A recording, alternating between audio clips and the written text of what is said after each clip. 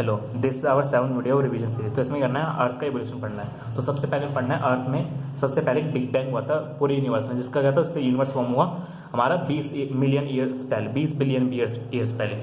अर्थ का फॉर्मेशन हुआ 4.5 billion years back. उस पर लाइफ का भाई उसके 500 मिलियन ईयर्स बाद, मतलब 4 बिलियन ईयर्स आएगा। शुरुआत के इन्वायरमेंट में यूवी रेस थी, हाइड्रोजन थी, ऑक्सीजन क्या थी, CO2 और वाटर के साथ कंबाइंड फॉर्म में थी, डायरेक्टली इन्वायरमेंट में ही थी, अमोनिया वगैरह गैसेस थी। रिड्यूसिंग नेचर का इन्वायरमेंट था। ये एक्सपेरिमेंट किसने प्रूव किया था? एस एल मिलर एक साइंटिस्ट था, उसने मिलर और उरे साइंटिस्ट ने, URA दो साइंटिस्ट का नाम थे, ठीक है। इनने प्रूव किया था। क्या बोला था इन्होंने? मीथेन थी, हाइड्रोजन थी और अमोनिया गैस थे। 800 डिग्री का सेल्सियस में टेम्परेचर लिया था शुरुआत में अर्थ पे, मतलब जो इन्होंने लेबोरेटरी में, और प्रूव किया था। एमिनो एसिड शुगर्स वगैरह ने बनती दिखाई दी थी 18 दिन बाद। शुरुआत में ऑक्सीजन नहीं, ऑक्सीजन एब्सेंट थी इन्वायरमेंट में, ये सबसे इंपॉर्टेंट पॉइंट है। ऑक्सीजन नहीं थी, तो ये थी हमारी थ्योरी थी। अब ये थ्योरी दी किसने थी? ये दी थी हाल्डेन ने।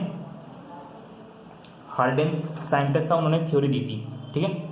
हाल्डेन साइंटिस्ट नहीं थी, हाल्डेन और ओपेरॉन साइंटिस्ट, ओपेरॉन, ठीक है, ओपेरॉन, हाल्डेन और ओपेरॉन, इन्होंने थ्योरी दी थी, लेकिन प्रूफ किसने किया था? एस एल मिलर और ओरे साइंटिस्ट ने, ठीक है।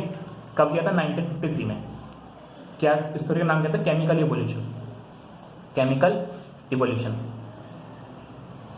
उससे पहले क्या माना जाता था? अर्थ की अपने आप अर्थ पे क्या हुआ, लाइफ कैसे ओरिजिनेट हुई, अर्थ कैसे बनी, ये लाइफ कैसे ओरिजिनेट हुई मानते थे कुछ ग्रीक थिंकर्स और एस्ट्रोनॉमर्स। क्या मानते थे कि बाहर से कोई स्पोर्स आए अर्थ पे, जो कि बाद में ग्रोथ करके लाइफ बना दी उन्होंने, लाइफ बनाई अर्थ पे। इस थ्योरी बोलते थे, पैंसपर्मिया थ्योरी बोलते थे, ठीक है। इस थ्योरी को पैंसपर्मिया थ्योरी बोला जाता है। दूसरी एक थ्योरी थी हमारी स्पॉन्टेनियस जनरेशन की थ्योरी। मतलब क्या मानते थे कि लाइफ जो अर्थ पे अपने आप जनरेट हो गई ऐसी अचानक से।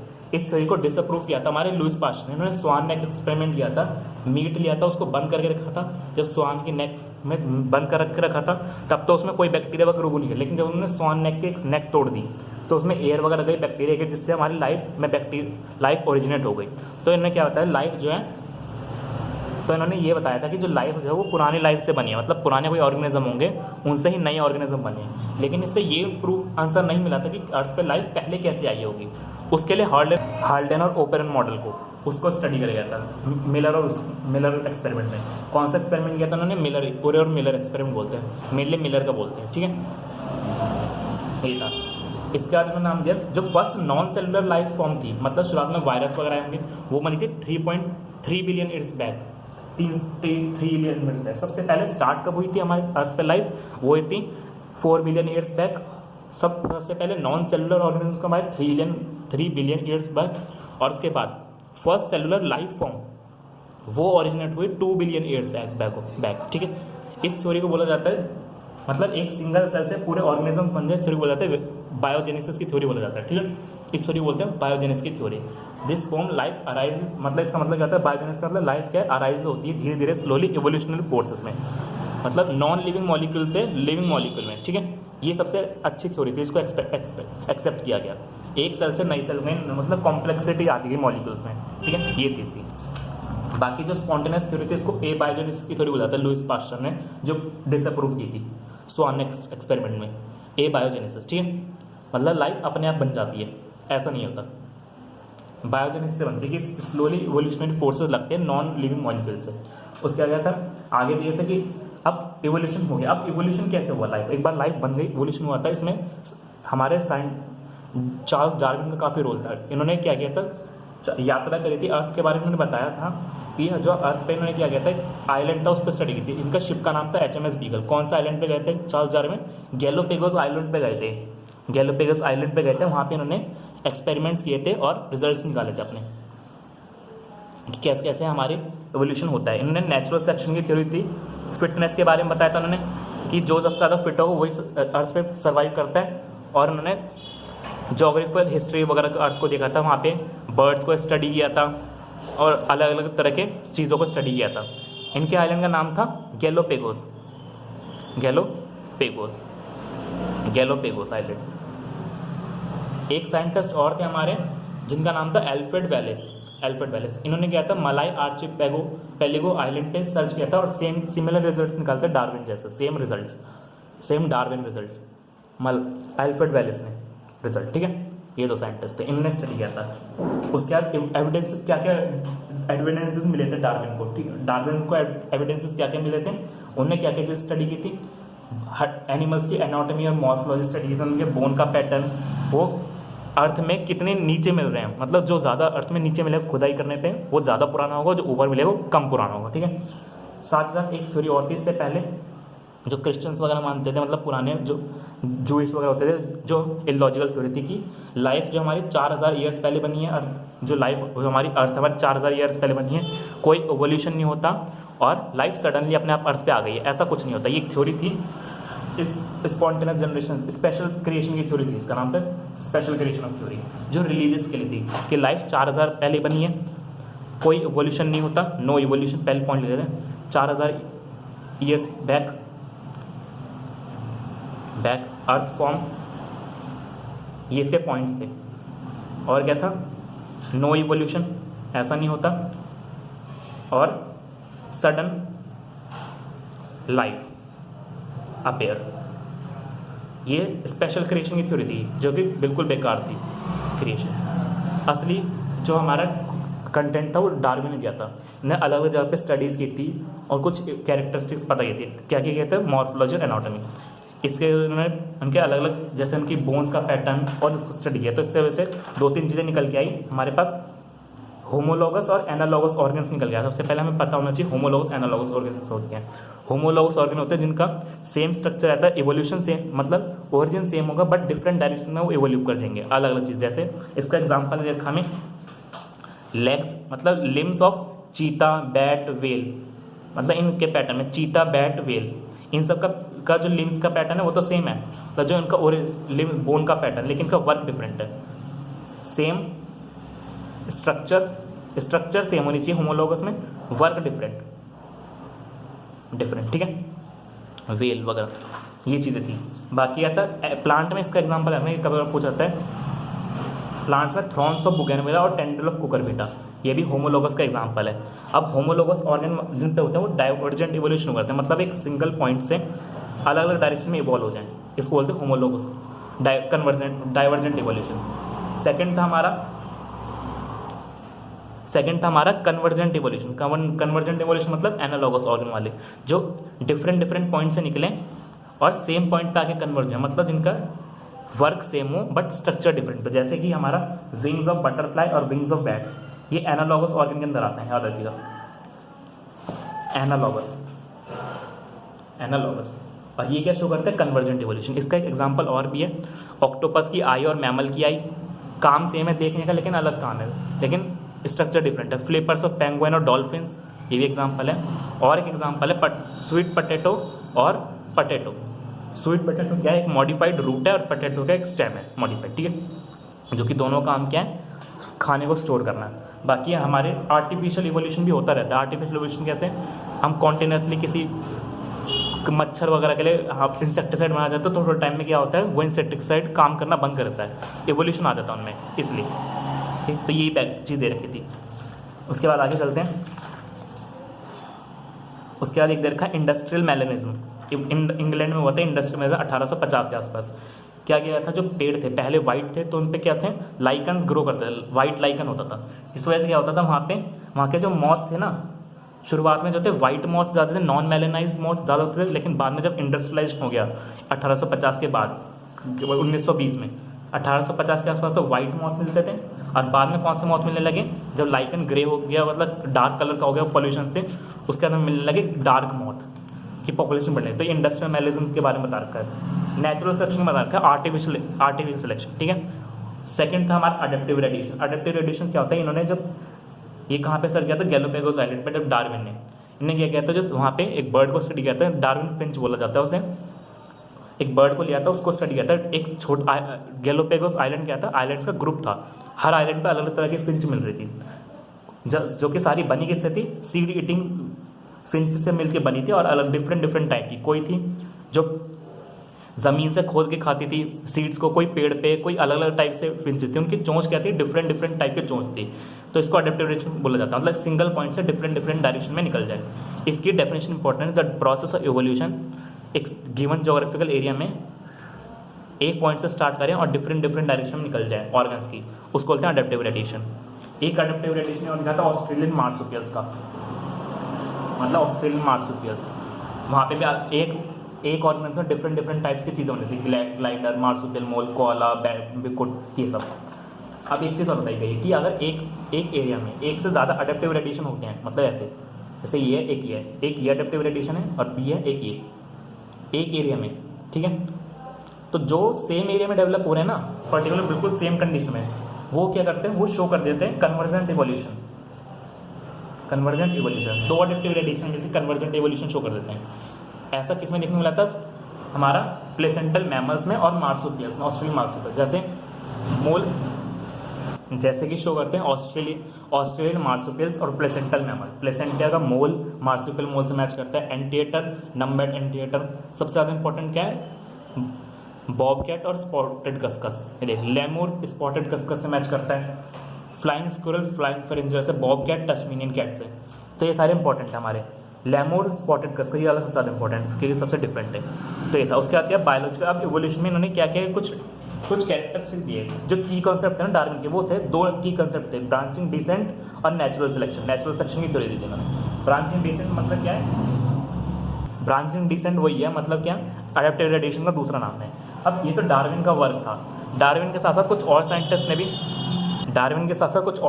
वर्क किया था, जैसे कि मार्क आता है लेमार्क का, इसने थ्योरी ऑफ यूज डिसयूज की थ्योरी दी थी, यूज डिसयूज की,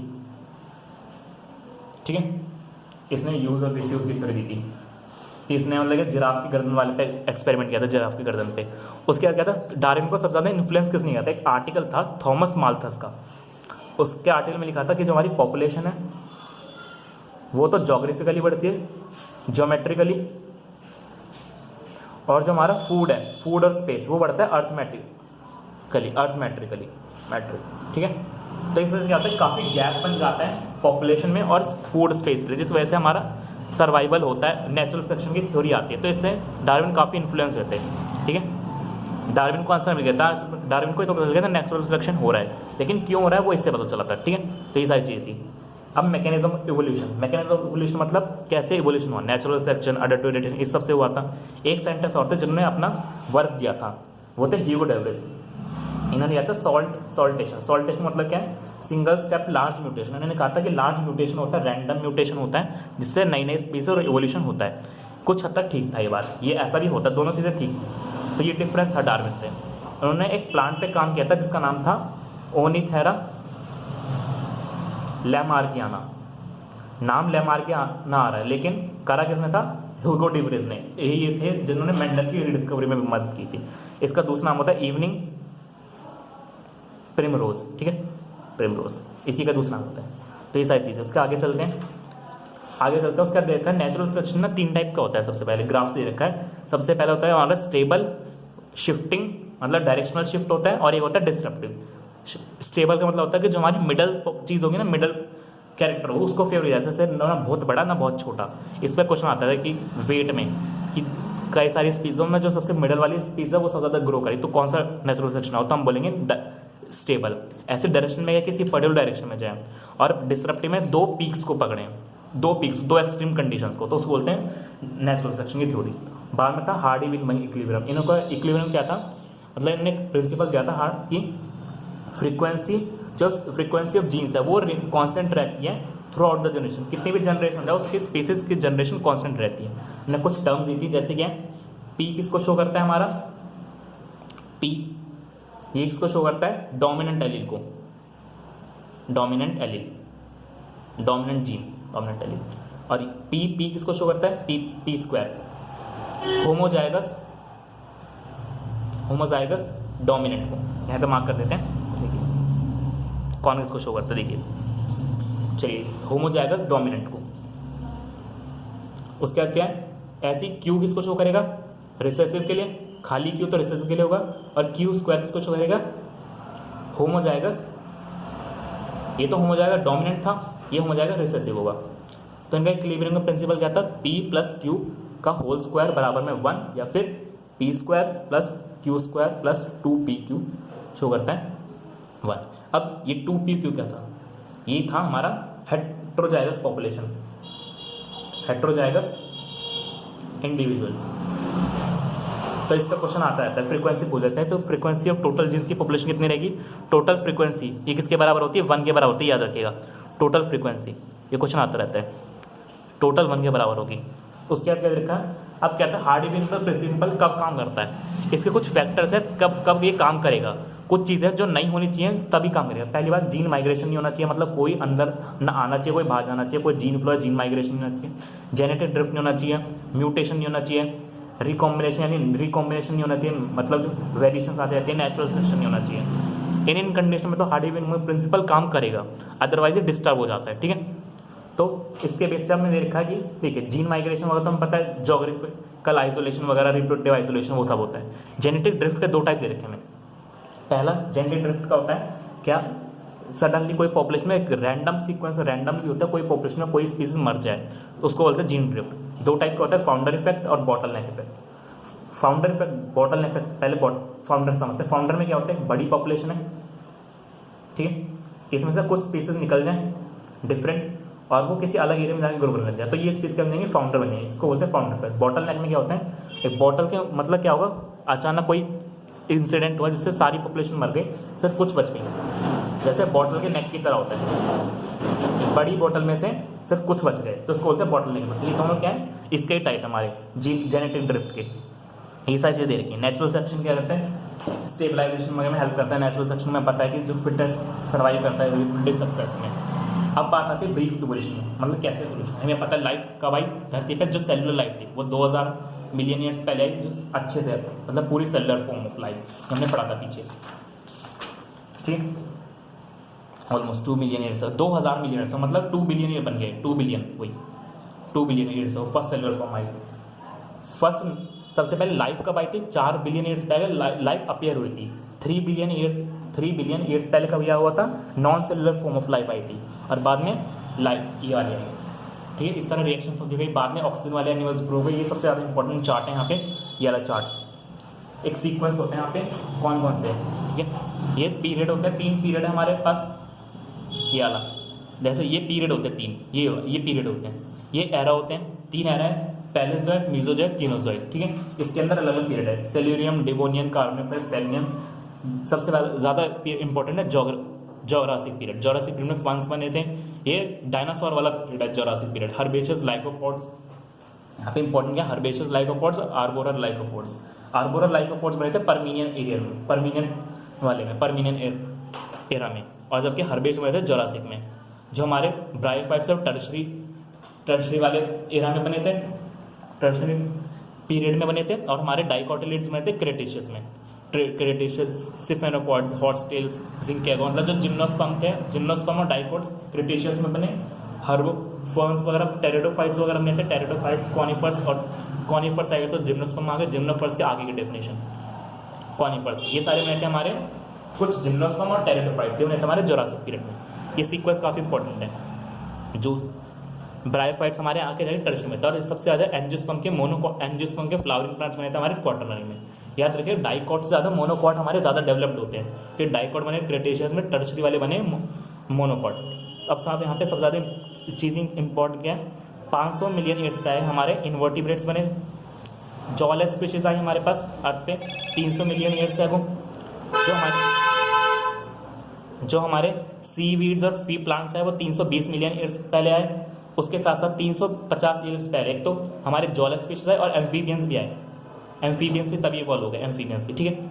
एक एम्फीबियन का एग्जांपल देखा, 1938 में साउथ अफ्रीका में एक फिश मिली थी कोलाकेंथ, जो कि एक्सटेंट हो चुकी, जो शो करती थी एम्फीबियंस और फिश का इवोल्यूशन। एक तो मिक्स था, मतलब मिक्स बीच की स्टेज थी एम्फीबियंस और फिश की। ये फर्स्ट एम्फीबियन बोला जाता है इसे, जो हमारा जो मतलब लैंड पे आया था पानी से, ठीक है। 200 मिलियन ईयर्स पहले हमारा रेप्टाइल का कौन सा मिला हमें, रेप्टाइल से डायनासोर वाटर वाला इस्थियोपिस, इसका नाम दे रखा है इस्थियोपिस, ये रहा इस्थियोसॉरस, ठीक है।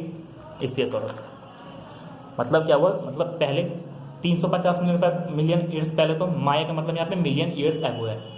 350 पहले तो एम्फीबियंस आए, फिर 200 के पहले रेप्टाइल्स आए, फिर क्या हुआ डायनासोर्स वगैरह आए।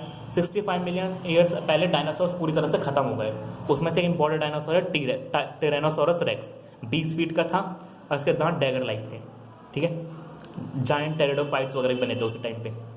उसके बाद देखा मैमल्स, सबसे पहले जो मैमल्स बने थे वो थे छुछुंदर जैसे श्रूज, सबसे छोटे थे, स्मार्टर, बाद में इनका धरती पर डोमिनेंस हो गया और आज भी है। उसका जो है होमो एवोल्यूशन 15 ईयर्स एगो हमारे प्राइमेट्स बने थे ड्रायोपैथिकस। यहाँ पे सीक्वेंस काफ़ी इंपॉर्टेंट है, ड्रायोपैथिकस, रामापैथिकस, ठीक है। उसके बाद आता है ऑस्ट्रेलोपैथिकस, लोपैथिकस। उसके बाद बने थे होमो हैबिलिस। यहाँ तक क्या थे, ये सारे थे हर्बेवोरस थे, हर्बेवोरस। ऑस्ट्रेलोपैथिकस बने थे हमारे करीब, देखिए ड्रायोपैथिकस 15 ईयर्स पहले थे। उसके बाद बने थे हमारे 3-4 मिलियन ईयर्स पहले ये वाले ऑस्ट्रेलोपैथिकस, और 3 से 4। उसके बाद सबसे पहले हमारे ये सारे कैसे थे हमारे हर्बेवोरस। क्या है होमो इरेक्टस, ये हमारे हो गए कौन से नॉन वेज होमो इरेक्टस। और उसके बाद आ गए निएंडरथल, निएंडरथल थल्स, निएंडरथल। उसके बाद आ गए होमो सेपियंस। तो सबसे ज़्यादा हम पे कुछ नाम आते हैं। जो हमारा रामापैथिकस हमारा मोर एप लाइक था, ऑस्ट्रेलोपैथिकस हमारा मोर मैन लाइक था, मैन लाइक, ठीक है, मैन लाइक था। और इनमें कुछ नाम होते हैं। सबसे पहले इनकी ब्रेन कैपेसिटी हमें देखनी होती है। ब्रेन कैपेसिटी कैसे कैसे होती है, देखिए होमो इरेक्टस की थी हमारी 900 सीसी क्यूबिक सेंटीमीटर, हैबिलिस की थी हमारी 650 से 800। तो हमें कुछ याद करने हैं। होमो इसकी थी 1400 और होमो सेपियंस की होती है 1600 के आसपास, ठीक है। ये सारी चीज़ें आ रही हैं हमारे को, और अलग अलग स्पीस के हमें मिलते रहते हैं। फॉसल जो थे हमारे 1891 में नेक्स्ट स्पीस के होमो इरेक्टस के हमें 1.5 मिलियन ईयर्स एगो मिले थे। इसकी ब्रेन कैपेसिटी थी 900 सीसी। ब्रेन कैपेसिटी मैच करने को आता रहता है। निएंडरथल का याद रखना है हमें, निएंडरथल की 1400 सीसी थी। और कब मिले थे निएंडरथल, मिले कब थे याद रखते 1 लाख से 40,000 ईयर्स पहले। और जबकि होमो सेपियंस कब मिले थे हमें, होमो सेपियंस मिले थे 70,000 से 40,000 ईयर्स पहले। अब ईयर 1000 में आ गए। एग्रीकल्चर कब स्टार्ट हुआ था हमारा 10,000 ईयर्स पहले। और क्या थी जो प्री हिस्टोरिक पेंटिंग्स थी वो हमारे को 18,000 ईयर्स पहले मिली थी। तो ये सारी चीज़ें यहाँ पे इनके नाम भी याद करने हैं। अब जो थे कुछ ऐसे और थे जो हमारे जो अपने डेड मर जाते थे उनको डेड बॉडीज को दबाते थे, वो थे निएंडरथल। निएंडरथल क्या थे, डेड बॉडीज को दबाते थे, ठीक है। होमो हैबिलिस को हम हैंडीमैन बोलते हैं। होमो हैबिलिस का दूसरा नाम है हैंडीमैन। हैंडीमैन कौन होगा, man, Homo habilis, Homo habilis, ठीक है। क्रोमैग्नन किसे बोलते हैं हम, क्रोमैग्नन भी हम इसे बोलते हैं, क्रोमैग्नन बोलते हैं हम इनको, इरेक्टस वालों को, इरेक्टस वालों को क्रोमैग्नन बोलते हैं। निएंडरथल बोलते हैं, निएंडरथल वालों को बीच में आते हैं क्रोमैग्नन। निएंडरथाले होते हैं हमारे क्रोमैग्नन, ठीक है। उसके बाद यही सब चीज़ें। उसके बाद हमें ये देखने चार्ट में पढ़ रहे हैं कि जो बेबी चिंपैंजी का फेस है वो ज़्यादा मैच होता है हमारे ह्यूमन से, और एडल्ट का नहीं होता। ये सीक्वेंस भी देखना हमें। चिंपैंजी का दे रखा है कि skull of adult, baby chimpanzee का स्कल मोर है ह्यूमन लाइक, जबकि एडल्ट का नहीं है। तो यहाँ पे हमारे चैप्टर खत्म होता है। Thank you.